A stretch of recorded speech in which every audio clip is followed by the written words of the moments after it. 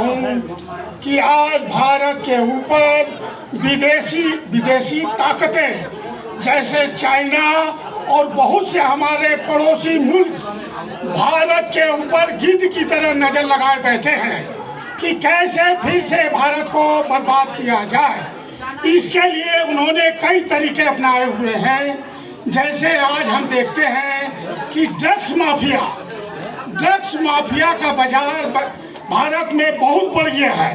वो जान रहे हैं कि भारत को आसानी से गुलाम बनाना मुश्किल है, इसीलिए अभी वो हमारी जवान पीढ़ी को ड्रग्स के नशे में ढकेल रहे हैं। ड्रग्स के नशे के कारण हमारी पीढ़ी खत्म हो जा रही है।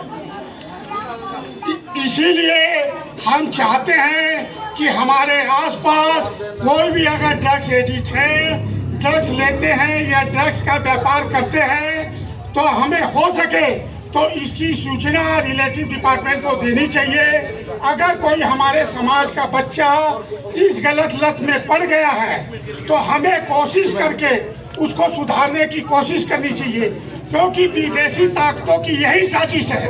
वो कई तरीके की साजिश कर रहे हैं भारत को बर्बाद करने के लिए। 2 नंबर, हमें अपनी आत्मरक्षा के लिए हर बच्चे को हथियार की ट्रेनिंग देनी चाहिए। हमें हथियार किसी पे चलाना नहीं है। ये हथियार की ट्रेनिंग हमें इसलिए लेनी है कि अगर समय आया तो हम उस हथियार से अपनी आत्मरक्षा कर सकें। 2 नंबर, आजकल अपने समाज में दिखावा ज्यादा हो गया है। पॉकेट में 500 रुपये नहीं है, लेकिन हाथ में 50,000 का मोबाइल है। हमें अब दिखावा नहीं, इस दिखावे की बजाय अगर हम अच्छा खाना खाते हैं, अपने शरीर को स्वस्थ रखते हैं, कोई जरूरत नहीं हमें 5,000 के जूते पहनने की, 200 के जूते से भी काम चल सकता है। कोई जरूरत नहीं हमें 10,000 की सूट पहनने की। लेकिन खाना अगर हम अच्छा खाते हैं, अगर हम स्वस्थ रहते हैं, तो कभी भी अगर किसी की नज़र भारत पे गलत पड़ती है तो हम उससे मुकाबला करने में सक्षम होंगे। नहीं तो एक दिन जिस तरह का माहौल बना हुआ है, ये तो बहुत अच्छी बात है।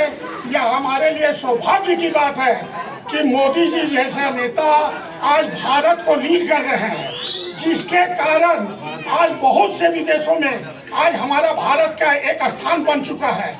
इसके पहले अगर भारत का प्राइम मिनिस्टर विदेशों में जाता था तो सबसे पीछे की लाइन में खड़ा रहता था। आज आप देखते होंगे कि मोदी जी के नेतृत्व में अगर मोदी जी कहीं हैं तो सबसे आगे लाइन में मोदी जी दिखाई देते हैं। कि यही मेरा कहना है कि देश को आगे ले जाने के लिए देश के अंदर आज भी बहुत से देश विरोधी ताकतें काम कर रही हैं। अगर हमें ऐसा कुछ भी आभास होता है तो हमको इसका इसी समय मुकाबला करना है। अगर अब हम नहीं समझे तो फिर हम नहीं समझेंगे।